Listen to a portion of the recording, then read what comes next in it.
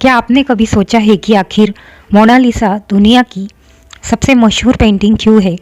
वो पेंटिंग जिसे देखकर लाखों लोग हर साल पेरिस के लूवर म्यूजियम में घंटों लाइन में खड़े रहते हैं।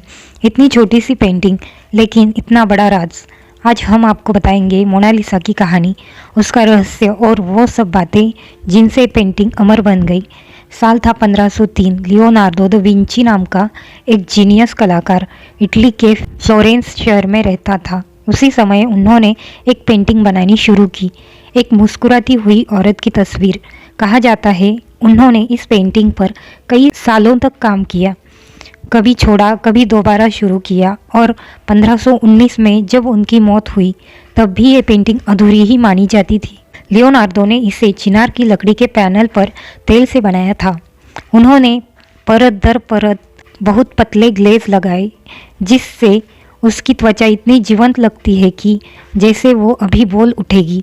लेकिन इस पेंटिंग को खास बनाती है उसकी मुस्कान, वो मुस्कान जो एक पल में दिखती है और अगले ही पल गायब हो जाती है। कभी आपको लगेगा वो मुस्कुरा रही है, तो कभी लगेगा जैसे वो आपको देख ही नहीं रही।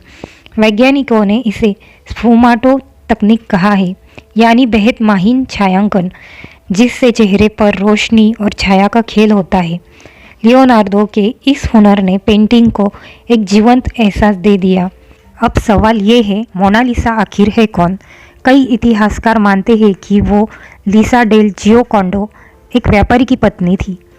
इसीलिए पेंटिंग का दूसरा नाम है ला जियोकोंडा। कुछ लोग कहते हैं कि वो लियोनार्दो की माँ थी।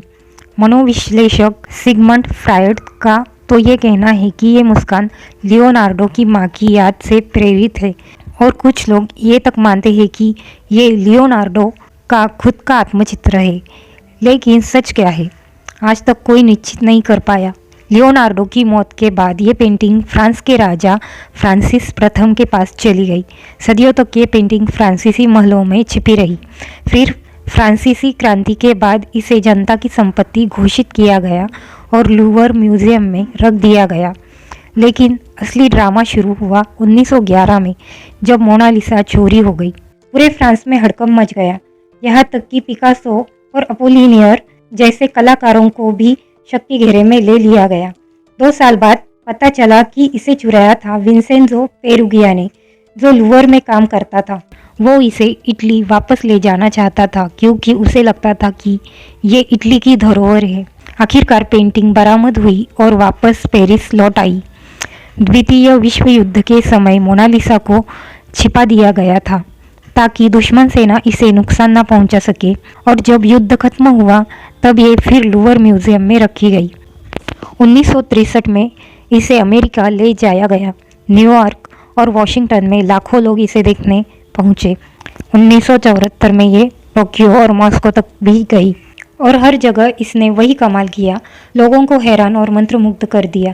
इतनी मशहूर पेंटिंग को खतरे भी बहुत मिले।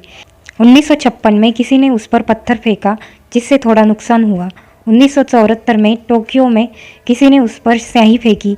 2009 में किसी ने मग फेंका, और हाल ही के सालों में जलवायु प्रदर्शनकारियों ने केक और सूप तक फेंक दिया।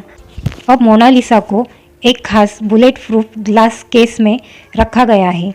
हर दिन हज़ारों लोग आते हैं, लेकिन बस कुछ सेकंड के लिए ही उसकी मुस्कान देख पाते हैं। मोनालिसा सिर्फ एक पेंटिंग नहीं, एक रहस्य है।